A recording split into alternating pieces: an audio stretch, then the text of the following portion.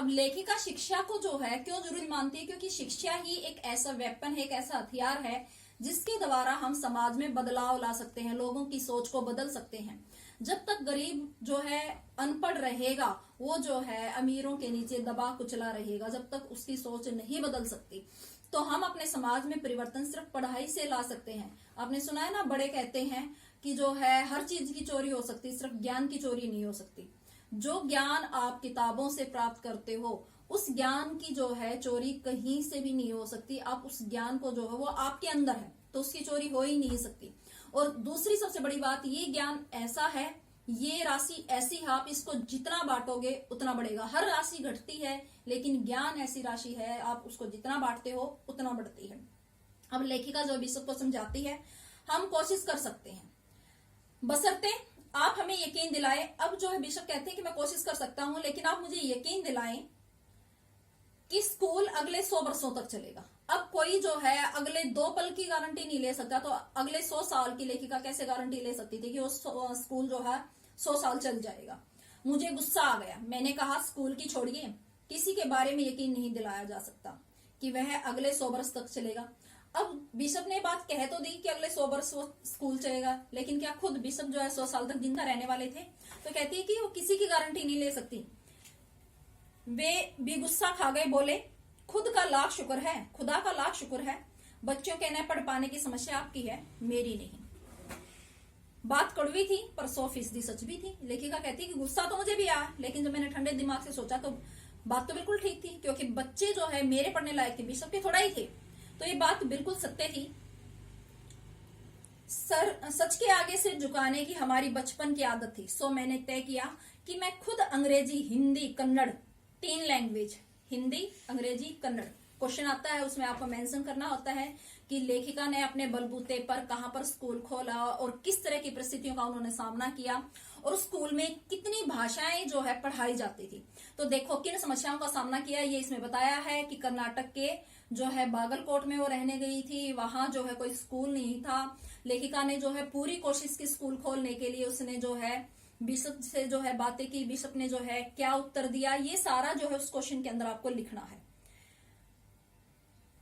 Primary school वहां खोलूंगी और कर्नाटक सरकार से उसे मान्यता भी दिलवाऊंगी। वहां के अनेक मेहनती और खिसके जो पिछड़े हुए लोग हैं, ऐसे लोग जो बेरोजगार हैं, जो पढ़ना लिखना नहीं जानते, ऐसे लोग हैं खिसके हुए लोग। तो खिसके लोगों की मदद से यह व्रत पूरा हुआ।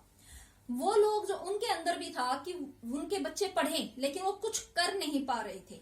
पर अब जब लेखिका ने साहस किया और लोगों को जो है समझाया, तो वो उनके साथ जुड़ गई। तो उनकी मदद से लेखिका ने एक स्कूल खोला, वहां के यह व्रत पूरा हुआ। मेरे बच्चे तथा अन्य अफसरों के बच्चे उस स्कूल में पढ़े। बाद में अलग अलग शहरों के अलग अलग ख्यात होता है प्रसिद्ध स्कूलों में भी दाखिला भी वे पाए। ऐसे अनेक मौके आए जब मैंने अपने जिद्दीपन के नमूने पेश किए। अब जिद्दीपन होता है 2 तरह का, एक तो होता है अच्छी सनक, एक होती बुरी। अच्छी सनक कौन सी है? जो हमारे और समाज के हित में है। अब लेखिका का जो जिद्दीपन था, जो जुनून था कुछ कर गुजरने का, वो सिर्फ लेखिका तक सीमित नहीं था। उस स्कूल में सिर्फ लेखिका के बच्चे नहीं पढ़ रहे थे, वहां के जो आसपास के पिछड़े हुए थे और जो लोग वहां पर और बाहर से आए थे लेखिका की तरह, उनके बच्चे भी वहां पर शिक्षा पा रहे थे। तो लेखिका कहती है कि एक सनक, एक जिद्दीपन, एक जुनून ऐसा होना चाहिए आदमी के अंदर कि वो सिर्फ जो है उसके लिए नहीं, पूरे समाज के हित के लिए हो। पर सबसे ज्यादा उसने रंगमंच पाया मेरे लेखन में। लेखिका कहती है कि उस जिद्दीपन ने जो सबसे ज्यादा जगह पाई वो है उसके लेखन में, उसके लिखने में। जो शुरू हुआ अब तक लीक से खिसकाओ, कहते हैं जब से लिखना शुरू हुआ वो कुछ समाज से बिल्कुल अलग था, रीतियों से, परंपराओं से हटकर था। वो समाज के लिए कुछ नया करना चाहती थी। अपनी राह खुद तलाशता रहा, पर सब कुछ कर लेने में भी मैं अपनी छोटी बहन रेणु के मुकाबिल नहीं पहुंच सकती। अब ये रेणु कौन है? वही रेणु जो है उस गाड़ी में बैठना सामंत शाही का प्रतीक मानती है। उसने वर्णन किया है कि रेणु बहुत जिद्दी है, जिसने जनरल थेमेइया का चित्र मंगवाया था, जिसने जो है अड़ गई थी कि मुझे ये बताओ कि बीए करनी क्यों जरूरी है। तो कहती है मैं उससे कुछ कम ही नीचे थी, क्योंकि रेणु जो है बहुत जिद्दी थी। वो हर चीज के पीछे तर्क ढूंढती थी कि क्यों करना ऐसा जरूरी है। तो कहती है कि मैं उससे कम नीचे रही 1950 के। अब बात कब की है? 1950 1947 में हमारा देश जो है आजाद हो चुका था, तो 1950 के दौर की बात है।